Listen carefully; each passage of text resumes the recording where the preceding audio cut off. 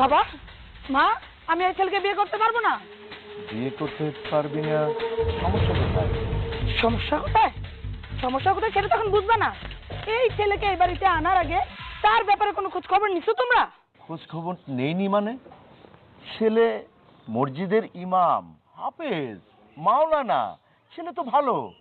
ছেলে ভালো না মন্দ সেই বিচার করতে আমি এখানে বসি নাই। ছেলে একটা রিক্সা চালক।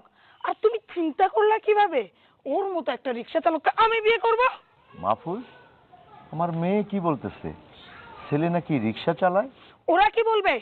আমার কাছ থেকে শোনো, আজকে যখন আমি পার্লারে গেছি, পার্লার থেকে বের হয়ে ওর রিক্সাটা পাইছি। আমি ওর রিক্সা করে বাড়ি অবধি আসছি।